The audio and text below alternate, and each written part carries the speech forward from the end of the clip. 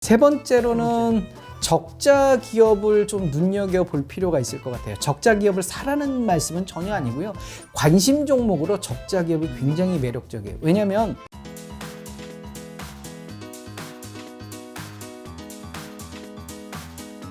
오늘 주제는 바로 주식 투자의 습관편입니다. 원래 네. 쇼핑할 때 장바구니가 있는 것처럼 주식 투자할 때는 관심 종목. 네네. 요 관심 종목 저도 한 20개 정도 있는 것 같아요. 아 예. 요거 좀 어떻게 관리하면 좋을까요? 우리가 이제 보통 계란을 한 바구니에 담지 말아라. 뭐 그래서 유식한 말로 포트폴리오 투자, 분산 투자라고 하는데요. 그러기 위해서는 관심 종목 관리가 상당히 중요해요. 그래서 네. 스탠바이 종목이죠. 내가 살 수 있는 종목들. 그래서 보통 한 20개 정도 제 책에서 이렇게 세팅을 해놓으면 어떻게 했느냐라고 강조를 드리는데요. 그 이유는 내 머리에서 관심 가질 수 있는 종목의 한계가 한 20개 정도 되지 않을까. 20개. 그 이상 넘어가면 사실 어려워요. 기억도 잘 안 나고 내가 이걸 관심 종목에 왜 넣어놨지? 이게 뭐야? 막 이런 종목들이 생기거든요. 그래서 일단 관심 종목은 한 20개, 그중에서 한 3종목 정도를 매수하는 전략을 매수.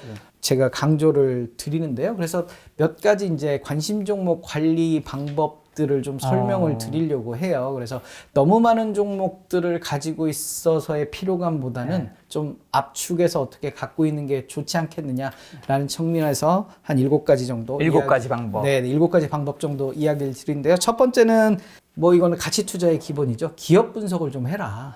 분석한 다음에 매력적인 종목들만 리스팅 업 좀 하는 게 어떻겠느냐라는 말씀을 좀 드려요. 그래서 분석하지 않고 일단 뭐 누가 좋다더라, 증권사에서 이거 추천한다더라, 뉴스에서 이거 추천한다더라 마구잡이로 막 넣어놓으면 나중에 중구난방 관리도 안 되거든요. 그러니까 기업 가치를 좀 분석해보고 그 중에 이제 이렇게 중요도에 따라서 좀 하시면 어떨까라는 생각을 드리고요. 두 번째로는 저는 이제 거시적인 방법과 미시적인 방법. 그러니까 거시는 클 거잖아요. 좀 큰 관점에서 보는 거랑 미시는 좀 이렇게 세분해서 들어가는데요. 한마디로 그 특정 그 카테고리의 대표주들을 일단 모아요.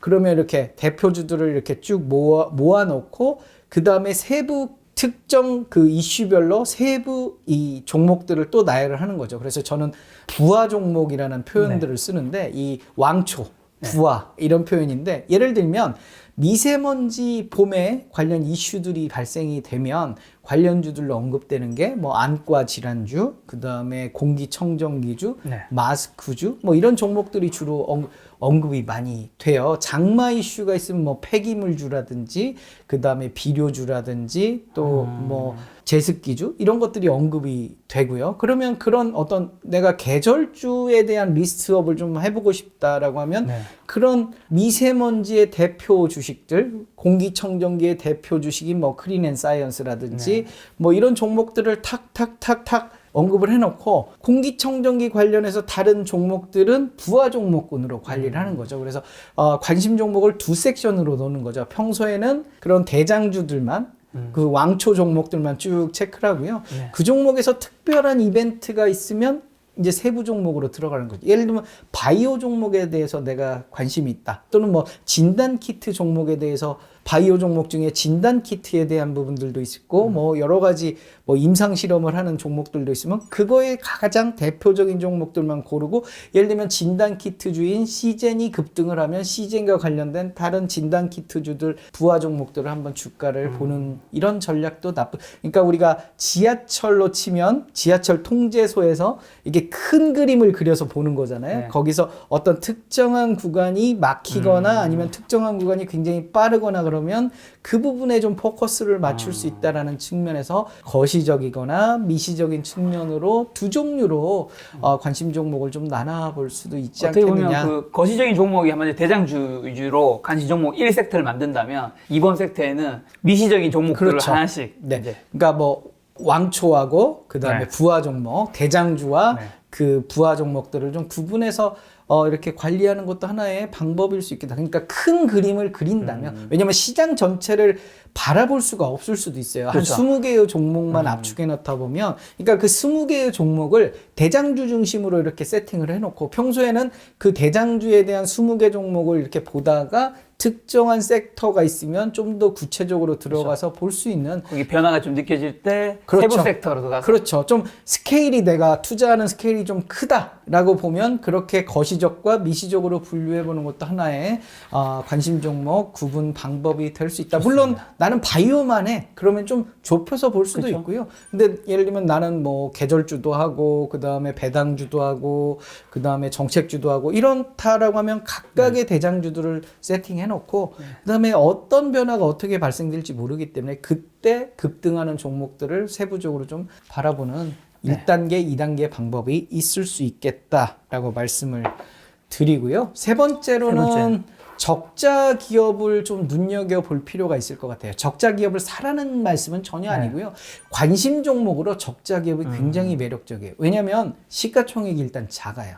적자 기업이기 때문에 주가가 버블이 될 개연성이 상대적으로 좀 낮거든요. 그러면 시가총액이 가벼운 것들은 이벤트가 발생했을 때, 어떤 경험치가 발생했을 때 보다 과하게 급등할 수가 있는 거예요. 그래서 얘가 어떻게 보면 천병이에요. 바로미터. 얘가 급등을 하면 이렇게 상대적으로 이렇게 바라볼 수 있는 그런 의미에서 매수 종목은 아니지만 관심 종목으로는 이 적자 기업이 굉장히 매력적이다라는 측면에서 적자 기업도 관심 종목에는 넣어두고 나의 어떤 투자의 바로미터로 볼 수도 있지 않겠느냐라는 측면에서 이야기를 드리고요. 네 번째로는 관심 종목이 있으면 한 주를 사는 거예요. 한 주.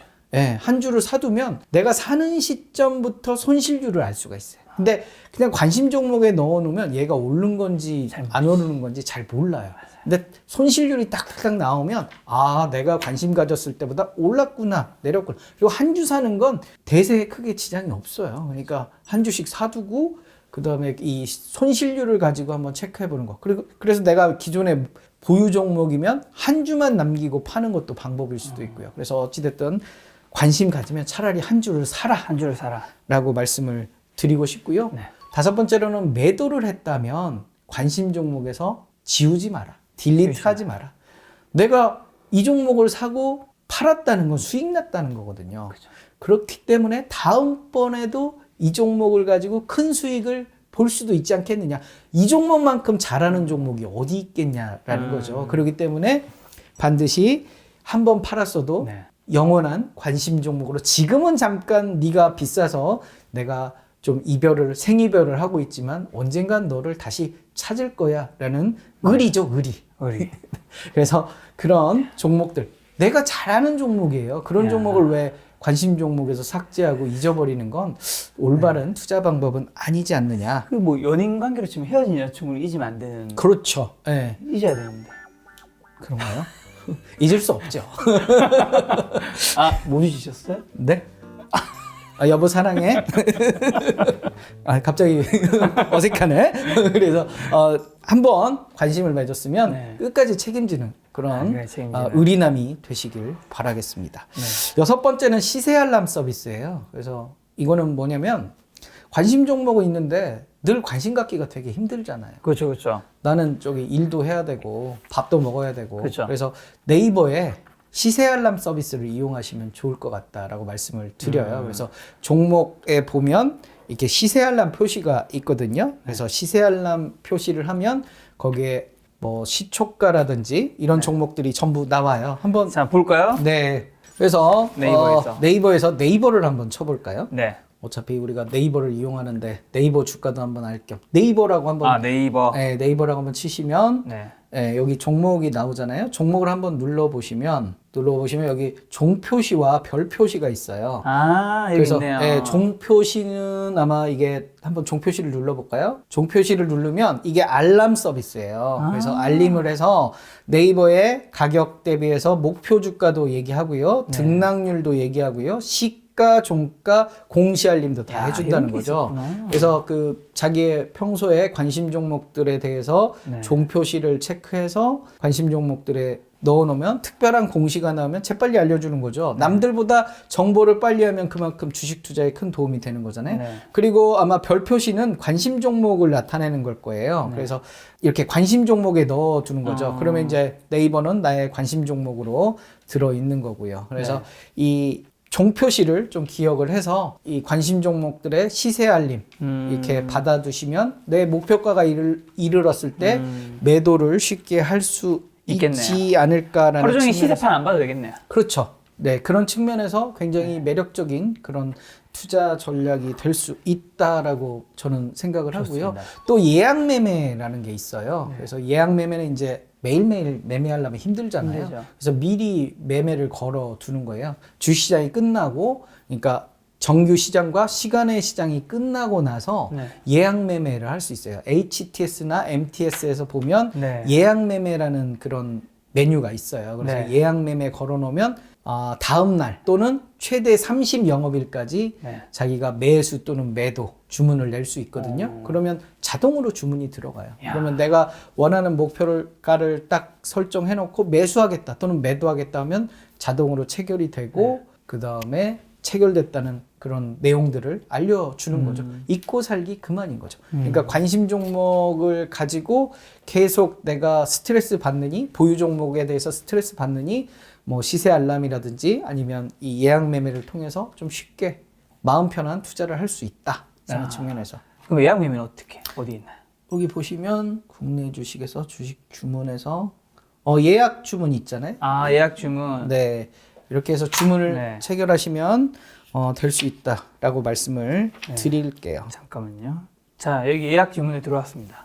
네. 예약 주문이 들어와서 예를 들면 매수 예약이면 네. 매수 예약 딱 들어와서 그렇죠. 삼성전자에 대해서 하고 이게 일반이냐 네. 기간을 정할 수 있거든요. 네. 그래서 예를 들면 목표가다 그러면 최대 정할 수 있어요. 12월 4일까지. 그래서 이렇게 기간 정하는 거고요. 네. 그다음에 수량과 단가를 이렇게 정할 수도 있고요. 어... 뭐 일반이라고 하면 하루고요. 네. 네, 그렇게 해서 본인에게 맞는 좀 게으른 투자자가 될 수 있는 거죠. 수량과 단가를 시장에서 미리. 그렇죠. 예. 네, 이렇게 해서 예약 매매나 아니면 시세 알람 서비스를 이용하면 편리하게 좀 관심 종목에 대해서 관심을 덜 가지면서 그러게요. 마음 편한 그런 주식 투자 방법이 될 수도 있고요. 있다. 그리고 마지막으로 시장 트렌드에 맞게 네. 관심 종목 변경을 자주 해보시는 것도 나쁘지 않다. 네. 너무 내가 그 어떤 정해진 그런 툴에 기존에 내가 있는 것에 좀 발빠르게 좀 시장 트렌드에 대응할 수도 있는 그런 뭐 방법도 있으니까요. 그러면 어떻게 해야 될 거냐? 그러면 네이버에 인기 검색 종목이 있어요. 그게 시장의 가장 빠른 트렌드를 보여주거든요. 그래서 그런 어떤 네이버의 인기 검색 종목도 한번 적절하게 체크해 보시면 자기의 그런 어떤 실시간 트렌드에 맞는 관심 종목도 볼 수 있다. 인터넷으로 하시면 될 것 같아요. 네. 네이버라고 치고요. 종목 우리가 보잖아요. 그러면 다양한 종목들을 우리가 볼 수가 있어요. 시가총액도 보고요. 그 다음에 상장 주식도 나오고요. 그 다음에 과거 기준으로 PER도 나오는 거고요. 추정 PER은 앞으로의 실적 기준으로 해서 PER도 나오는 거고, PBR도 나오고, 배당 수익률, 시가 배당률도 이렇게 제시가 다 되어 있죠. 네. 그 다음에 여기 보시면 뭐 영업이익이라든지 당기순이익이라든지 부채비율, 당좌비율, 유보율 이런 부분들도 나오고요. 저번에 우리가 그 신호등 분석표 저번에 봤던 그런 것들을 작성하기 위해서는 이런 데이터들을 보는 거고요. 여기 보면 인기 검색 종목이라고 있어요. 이 부분들이 지금 가장 뜨거운 관심사항. 우리가 인기 검색 종목을 보면 시장의 트렌드를 알 수 있기 때문에 시장 트렌드에 맞게 관심 종목을 적절하게 우리가 또 대응할 수 있지 않느냐라는 측면에서 말씀을 알겠습니다. 드릴 수가 있어요. 이런 네. 7가지 방법을 활용해서 자신의 관심 종목을 좀 관리하자. 네네. 야, 주식 투자는 배우면 배울수록 너무 어렵네요. 어렵습니다. 네. 네. 알아야 될 것도 너무 많은 것 같고. 맞습니다. 변수. 우리가 알 수 없는, 그리고 맞죠. 또 우리가 통제할 수 없는 변수들도 그렇죠. 네. 수시로 이렇게 등장하고 하니까. 네. 그래서 뉴스를 꾸준하게 보고 그걸 연습하는 노력들이 있으면 본인의 어떤 지식이 이렇게 쌓이다 보면 어느 순간 주식은 선택의 문제라고 저는 생각을 하거든요. 아파트도 그렇잖아요. 우리가 보통 이런 말을 해요. 내가 몇 년 전에 저 아파트를 샀으면 이런 아쉬움들을 많이 표현을 하시는데요. 그 선택의 문제에서 그 선택을 할 수 있는 계기는 그동안 쌓아온 어떤 지식들이 한꺼번에 이렇게 표출이 되는 거거든요. 그래서 그런 단계를 거치기 위해서는 꾸준하게 공부하고 노력하는 방법 외에는 없다. 그래서 아무리 좋은 학교를 나오고 아무리 좋은 그런 일을 하더라도 이 주식 투자에 대해서 노력하지 않으면 그게 전부 무용지물이다 라고 말씀을 드리고 싶어요. 그래서 끊임없이 노력하는 그런 투자자분이 되시길 부탁드리겠습니다. 알겠습니다. 오늘 샌드타이거 박민수 저자님과 주식 투자 관련된 공부를 했는데요. 오늘 영상 조회수가 좋으면 또 다음에 구독. 다음에 또 뵐 수 있도록 네. 하겠습니다. 네. 마지막 인사 드리겠습니다. 네네. 네, 오늘 만남의 손님은 시험투타이그 샤커 박민수 저자님이었습니다. 지금까지 여러분의 소중한 시간 함께 해주셔서 정말 감사합니다. 오늘도 김 작가였습니다. 고생 많으셨습니다. 고생 많으셨습니다. 감사합니다. 또 봬요.